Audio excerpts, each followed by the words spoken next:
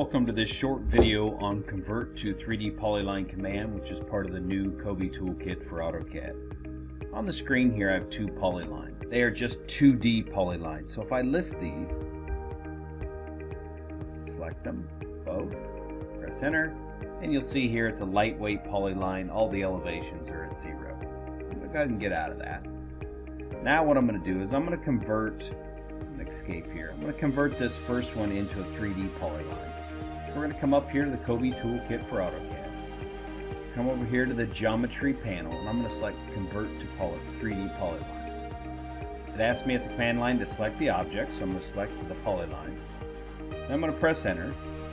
At the command line, it asks me for Midordinate Distance or the erase. So it wants to know if I say erase here, it'll ask me, do you want to erase the object when it creates the 3D polyline, or do you want to leave it? And I'll just say yes to erase the object.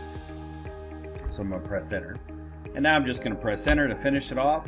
If I list this one now, select the polyline, you'll now see it's a polyline. So now I can adjust these elevations. So if I select it on screen and go into the properties, now you can see here I've got an elevation. So I can set that one to 100, and then I can go on to the next vertex and so on.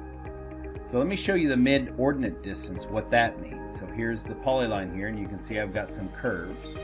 So I'm going to come up again to the Kobe Toolkit for AutoCAD. We're going to go over to the Geometry panel. We're going to go Convert to 3D Polyline.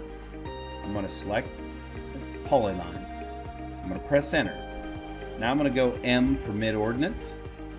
And it's asking me what the mid-ordinate distance is. So what that is I want to, every place that I reach the one unit mark, I want to have an extra vertex on here. So the smaller the number, the more accurate this is going to be and make it look rounded. So I'm going to just press enter here, and I'm going to press enter again, and you'll now see here how it's kind of choppy. Well, I'm going to just undo this, press enter.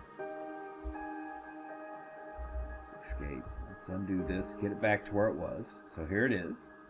Now, I'm going to come back up here to the ribbon. We're going to go to Convert to 3D Polyline. I'm going to select the polyline once again. I'm going to press Enter. I'm going to go M for mid-ordinates, and this time I'm going to go 0.1. I'm going to press Enter, and I'm going to press Enter again. And now, if I click on this, you'll see how many extra vertices is created. So the lower the number, the more accurate it's going to be, but a lot more extra vertices. This is now in 3D, so I can modify the vertices if I want to. This concludes this short video on Convert to 3D Polyline.